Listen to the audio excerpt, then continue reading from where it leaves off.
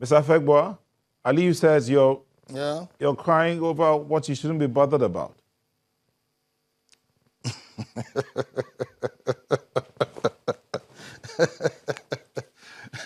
If you know the history of elections in Nigeria and the kind of realities we see when elections come and play, well, Aliyu will just be, he's just toying with the issue. You see, we are used to the strategies of the ruling party. And because we are giving them serious bumper-to-bumper monitoring, there's a likelihood that they will feel very uncomfortable with some of our positions, which are very, very instructive.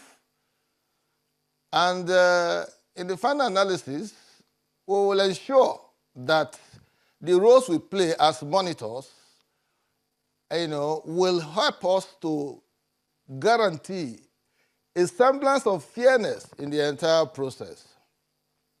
Don't forget, when he said results that the chairman of the INEC can only announce what they brought from the field. In 2015, we saw a professor who literally lost his sight and being unable to read results that he got from the field.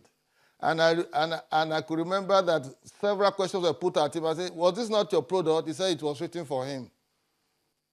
So taking inspiration from that kind of background, we will not rest on our oars.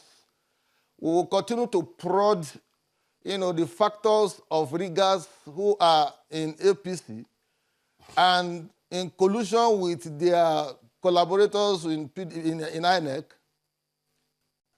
to ensure that the elections were a semblance of fairness and credibility. APC is not committed to credible election in 2019. That is why they are not campaigning. They are already putting their ass together. Don't forget that Amina Zakari was director of operations, in charge of operations of previous elections where vote buying and all of that became an issue. Ekiti State, Osun State, Ondo State, and what have you. And all those elections where she, perfected herself as director of operations, she has built a cabal around herself. So we understand the dynamics in INEC and all of that, and the kind of pressure being mounted on the chairman of INEC, Professor Mahmoud Jega, to bend the rules to please the whims and caprices of the power oligarchs presently populated in the Aso Villa. And so for us, Nigerians have to keep vigil of the activities of INEC and APC so that the promise of credible, free and fair elections will come to play in 2019, just barely 40 days from now. Well, Mr. Kazim, I'm just wondering, if Aliyu Abdullahi has said categorically that she's not related to the president, how do the PDP still stay that on strong grounds? Well, the last time I checked, Aliyu is not a younger brother of Amina Zakari, and neither is he a member of the kitchen cabinet of the Buhari family in terms of relationship.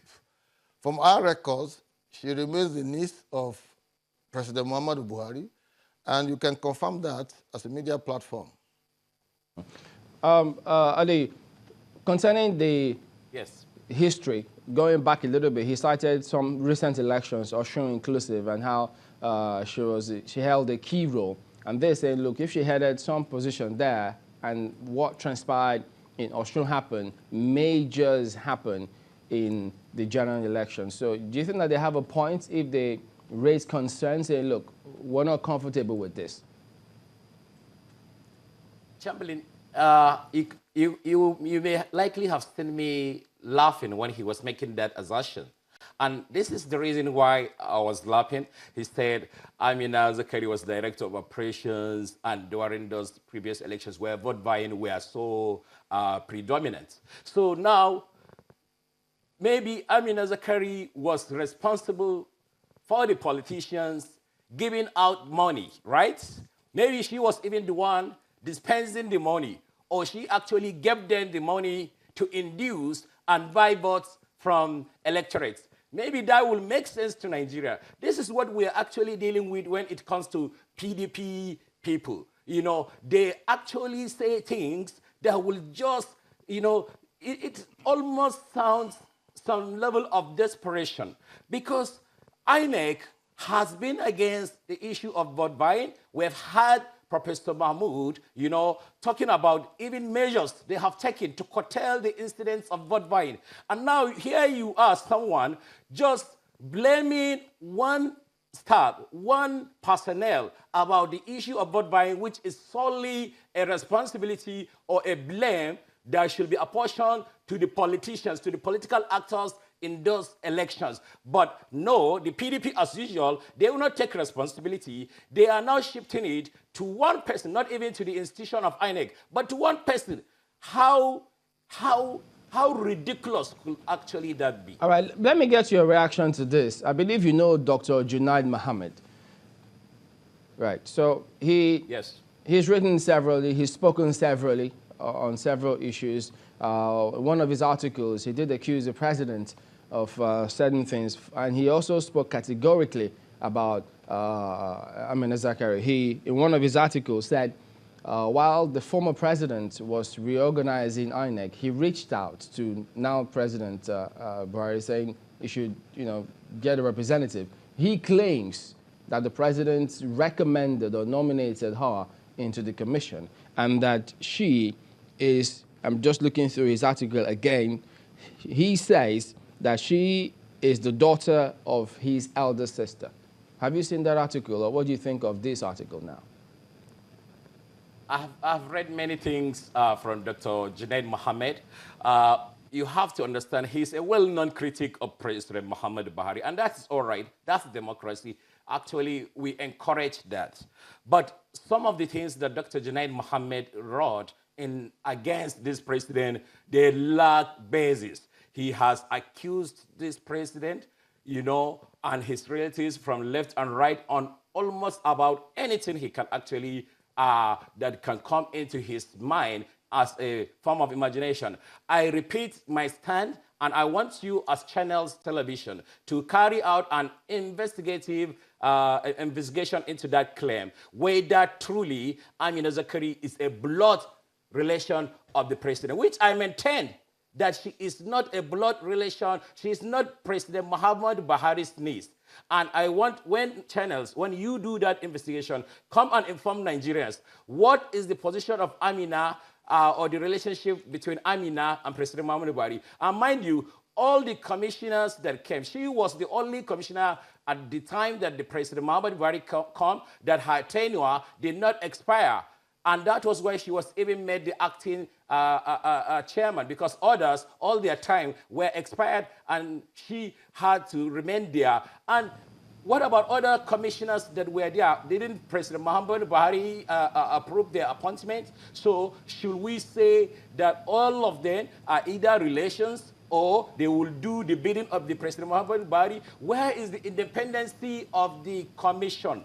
How can we think like that? And let me even put it to the PDP. One of the commissioners, I know for a fact, that was actually nominated to be a national commissioner by the Director General of their campaign council, the current Senate President. And nobody in APC ever cried wolf over it or said something is going to happen, even though the man, that particular national commissioner, is a nominee of President of Senate, Dr. Bukola Saraki. We don't do that in APC. But the PDP, when they see the defeat staring them on their face, you know, they will come with all concoctions just to discredit a system that they know surely they are going to fail in it. You know, we can see a Good Friday from a Wednesday. All right, this Friday, we know it is bad for PDP.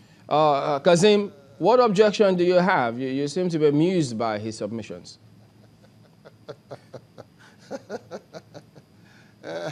Thank you, Chamberlain, for the very beautiful morning you have given me the opportunity to speak to these issues.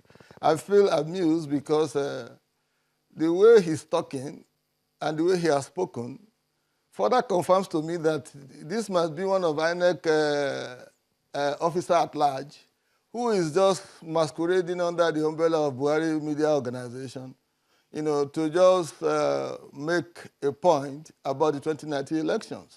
Whether you like it or not, the Senate President has a responsibility as the leader of the National Assembly to preside over sittings in the Senate that to, you know, lead to confirmation or rejection of nominees to the position of INEC National Commissioners.